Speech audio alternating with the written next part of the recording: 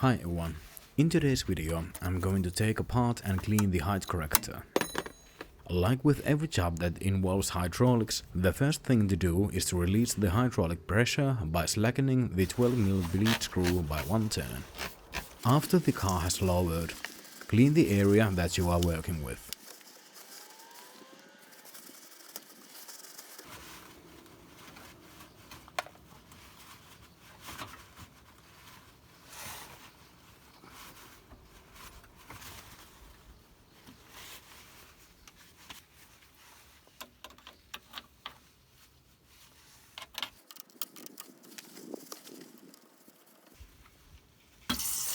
And of course I got a green shower.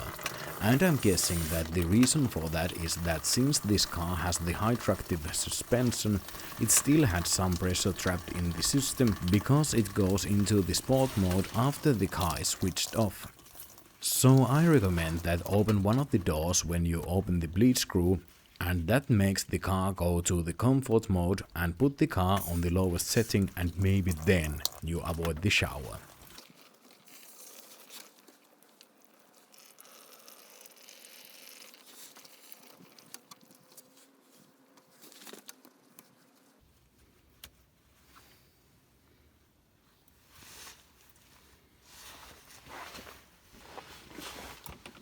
While I'm removing the height corrector, let's talk about symptoms of misbehaving height correctors. They can cause all sorts of things like sudden drops, erratic height control response, wandering height, and some even say that they can cause frequent cycling of the hydraulic pump. In my case, the front height corrector is really noisy when building up the pressure.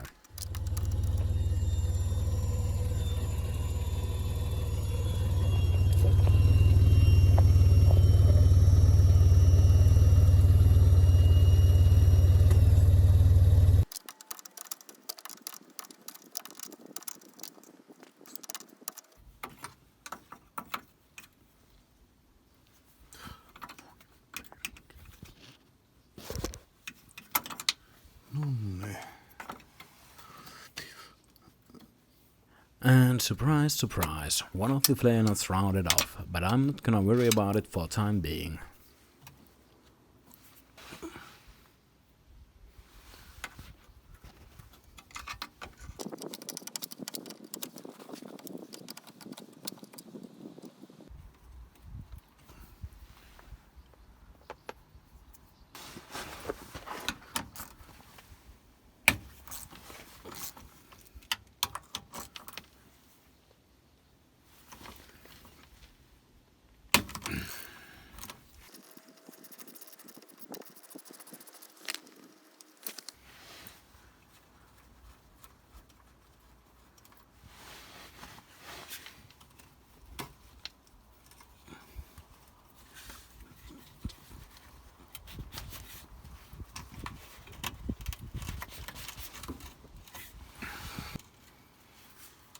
Like always, if the hydraulic pipes are stuck, I like to gently wiggle them off with long-nosed pliers.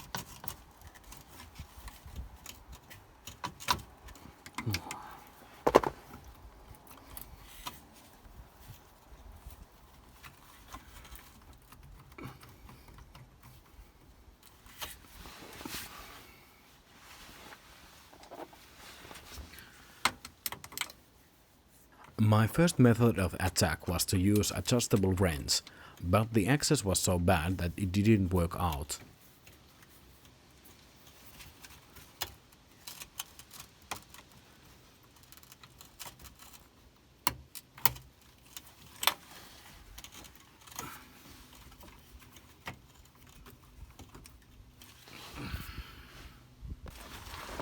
While I'm thinking next attack, I might as well remove the height corrector linkage. And by the way, sometimes the misbehavior of the height corrector is caused by seized height corrector linkage, especially with Xantias. I managed to work the flare nut loose off camera with Knipex pliers like these.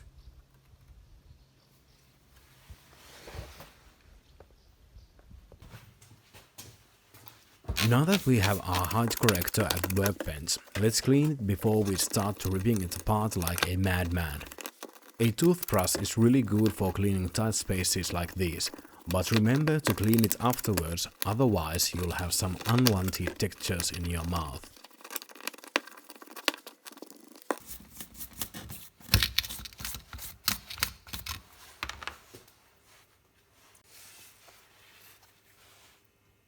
And this is really important.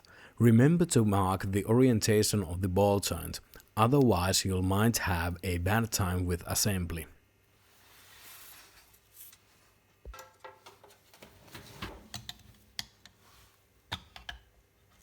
Now we can start taking apart the height corrector. First remove the dust cap, and then you can remove the slide valve nut.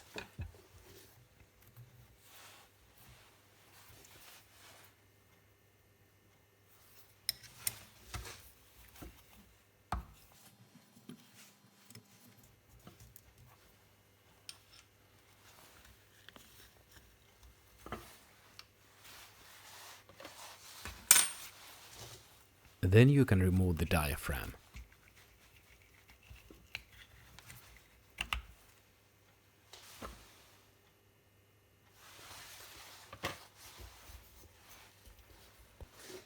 And next comes the spring.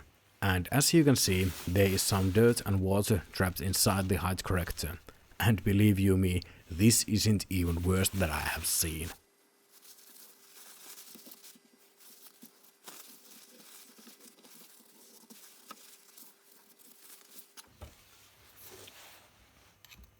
Next remove the circlip and then you can remove the disc valve.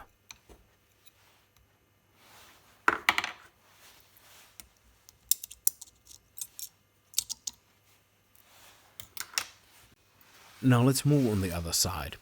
Remove the outer metal ring and peel the diaphragm away from the body, and now you should be able to pull the slide valve out.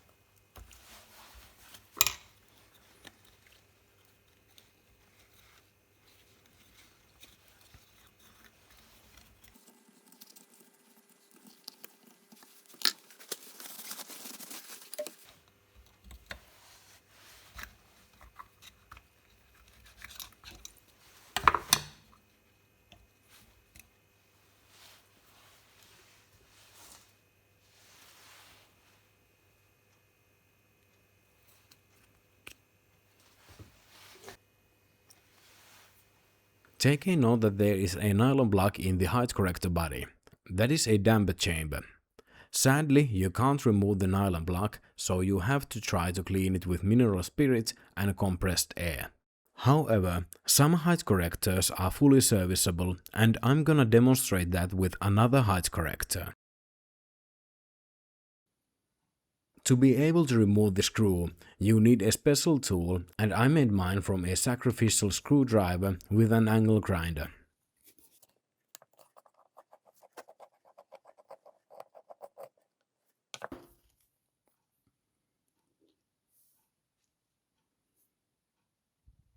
Now take a note that the first restrictor was stuck on the screw and I didn't notice it at first.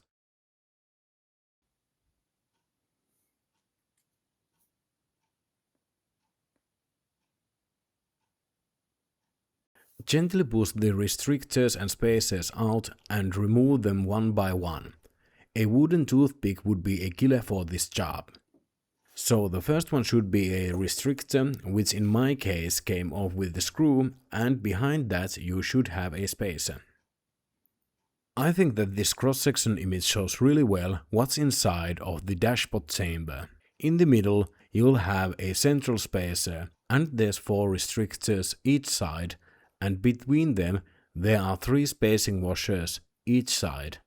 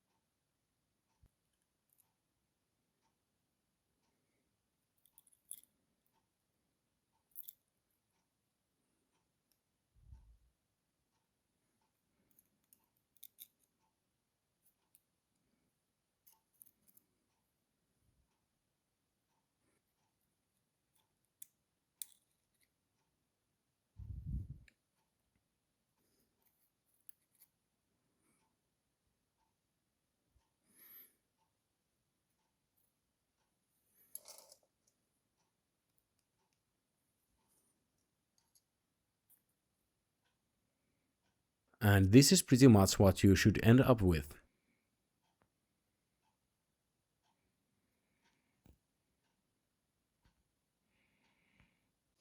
After you have suffered cleaning every single one of those, we can start assembly. Few drops of LHM makes the assembly easier. Just make sure that every restrictor and spacer sits properly. If you are wondering what is the sole purpose of these, let me tell you. I try to keep this as simple as possible. So basically, the height corrector doesn't know if the movement is caused by the road surface or by increased load. This is where the dashboard chamber comes in. The restrictors are slowing down the flow of the hydraulic fluid, and therefore this causes a delay to the height correction, and that delay makes the height corrector only to react to the changes in load rather than changes in the road surface.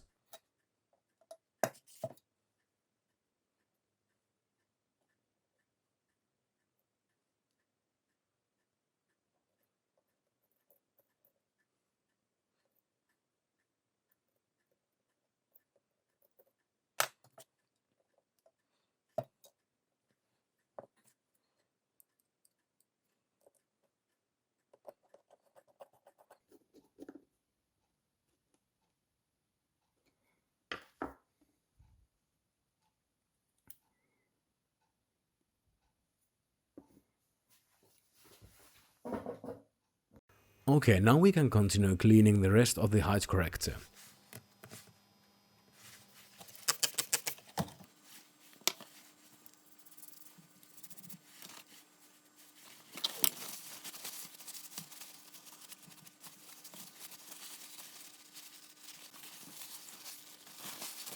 As you can see, it's unnecessary to dismantle the other side of the slide valve, unless you want to replace the diaphragm, and for that the procedure is the same as it was on the other side.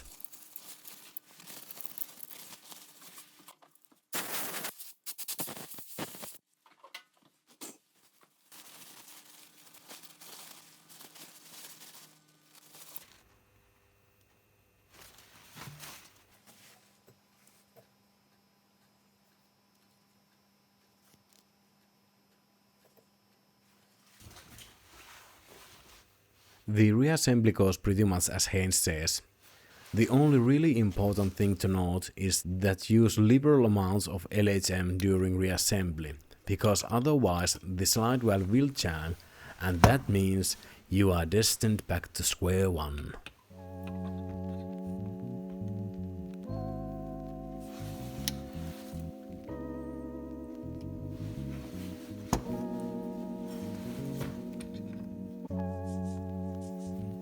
Remember to check the alignment of the ball joint.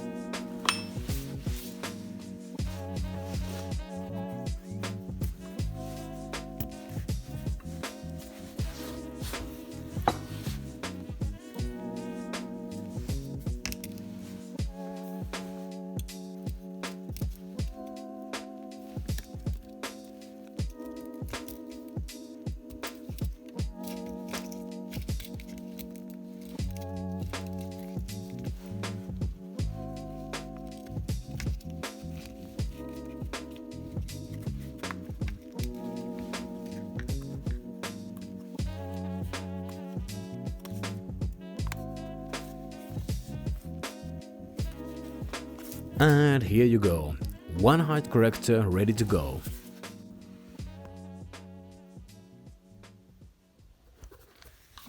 Knivex pliers are really useful when fitting the height corrector linkage.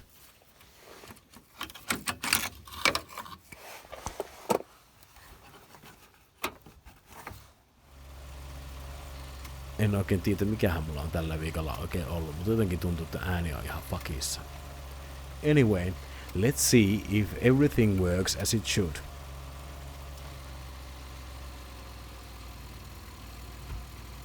And of course it does. Thanks for watching.